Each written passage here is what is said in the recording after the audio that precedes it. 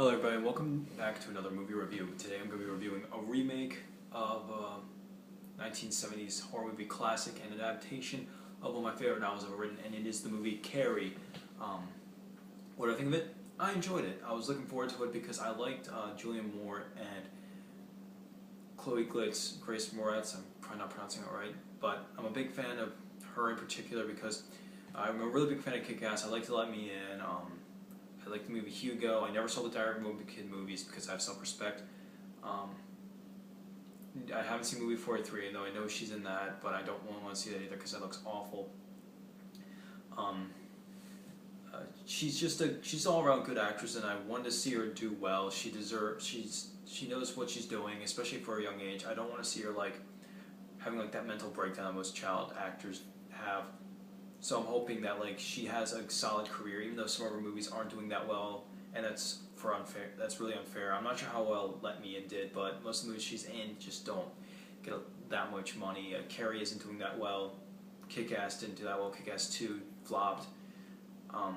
Hugo didn't make its money back either. So it seems like this girl just she is a good actress, but she's getting put in these unfair movies that just aren't making money. Hopefully this will make money back because it is a decent movie. It's not perfect, but it was entertaining enough to make me feel like I didn't waste my time. Plus I saw that matinee, so I really wasn't gonna get mad. The pacing in it is kind of off, but it's not that big of a deal. When it gets to the climax, it is a lot of fun. And of course, like the original one, it has 2 climaxes basically. The effects in this one are a bit better. I mean, due to time, it can get better. But sometimes, in the original one, it had more practical effects, which did also look better than the remake did, or this reimagining or readaptation, whatever you want to call it. You see, with Carrie, like I said, it's one of my favorite books ever written. So whenever they make an adaptation of it, I'm going to see it. Even though I haven't seen the Rage Carrie 2, which I wanted to get and watch, but it's too much money online now. It's like $30 and I'm not paying that for that movie. Even with the triple pack, I already have Carrie 1. I don't really care about the made-for-TV movie was good because, it was an actual adaptation of the book, but it's too long, but you deal with that with stuff like that. It was a miniseries. It was either a miniseries or made-for-TV movie. I forget how it worked. And I like Stephen King's miniseries. I really like the movie. I really like The Stand. That's my favorite miniseries. Salem's Lot was also good, the original one. I never saw the remake. Apparently, The Shining was okay, and everyone loves it, even though I only like the first half of it. But anyways, back to Carrie. Chloë does a really good job at portraying Carrie. She plays her in a different way, more shy in this one. And of course, Julianne Moore as her mother is kind of she's just playing the same character as in the original one, but this one she comes off more natural, whereas in the original she was more just downright insane, and then this one she's a self-abuser, which is very disturbing to watch. I think Chloë actually portrays Carrie better. I mean, she can act better as in this movie than Sissy did in the original Carrie, but that's because I believe that Chloë, she had more time with acting. She's been in more movies, so it's just natural for her to be better, And that's not me making fun of Sissy at all. Sissy is a great actress in herself. She won an Academy Award, and I've liked stuff she was in, but I feel as though here Chloë did a better job portraying Carrie. But there are 2 different types of Carries also. Sissy's was more, they portrayed her as more abused, and I mean she was abused in both ones, but in this one, in the original one, she was more closed off. She just kind of accepted it. In this new one, she's more shy, but she also she also stood up to her mother, which I liked. It gave a different turn. None of the adaptations of Carrie really portrayed Carrie of how she looks in the novel, which I'm not sure if that's because it really wouldn't sell well to the mainstream audience. I wouldn't mind it. In the novel, she's obese, has zits, is very unattractive. I think that would give it more of a real world statement if they would have done that, but none of the adaptations have done that. Not even the made for TV version, which is disappointing. But most of the actors are okay. Like, none of them are that great other than Julianne Moore and Chloe.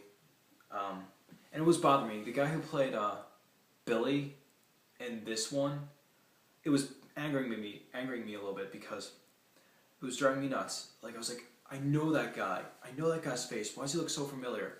And for some reason, I thought he was one of like the evil judges in Judge Dredd. And then I realized I'm an idiot. No, that's the guy who played Matt in Chronicle, and that's kind of ironic because I kind of see Chronicle as more of a modern day version of Carrie. And if you've seen Chronicle, you know what I mean. So the fact that he's in Carrie, a movie that was possibly, I mean, not this movie, but like a story that was possibly used as inspiration for Chronicle, is kind of interesting that he's in both. And I kind of also see like Carrie, the original novel, as kind of being like a prequel to Chronicle, a spiritual prequel to Chronicle, or think movies of the like. That's just how I see it. But this movie, it was, like I said, it was driving me nuts. I was like, and then I was just kind of laying down. I was like, oh, that's who it is. And it was kind of cool seeing him in something else. He kind of just plays himself in it. I mean, not himself, but like that character. And he does it well. The bullies are the bullies. They're just straight up bullies. And, you know, they're all one-dimensional. They do some changes in this one, but it's not, like, that spectacular in this. Like, there's one thing that happens at the end that I'm not going to give away if you haven't seen it, what the big reveal is, or big reveal. But the guy who plays the boyfriend character, the love interest, he's kind of goofy, and I like that. He's goofy, you know, he's harmless. He did a decent job. He was kind of like, he's just like, I like this guy. So I'm not going to give him any flack. He wasn't that great, but, you know, he did his job well, more or less. And like I said, he was goofy, and you liked him because you gave him a chance. And of course, the climax at the end is what you come to see it for. And one thing I didn't like about this movie is why I wish that, like, they didn't, like, just smack in the face with all of the telekinesis throughout the movie.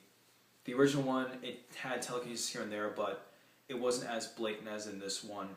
I felt in this one they rushed it and made it feel more like a horror movie in full, whereas the original one, it felt more like a drama, and then it just smacked in the face with horror at the end. It was that big build-up, and this one really didn't have that, but still entertaining. I give the movie 3.5 out of 5 stars. It's definitely worth checking out, even if you just see it in a matinee. And you don't have to see it in full price. I didn't, so I'm not going to tell you to go out and see it, but definitely give it a shot. It is worth it, especially because I want to see Chloë doing better things than just, you know, remakes, stuff like that, and see her getting an expanding, you know, film career and possibly getting, you know, an award sometime. Anyways, a legit award, not like some stupid teen award like an Academy Award, even though it's probably going to be a couple years till she gets that. Anyways, I hope you liked the review, and I'll catch you guys later.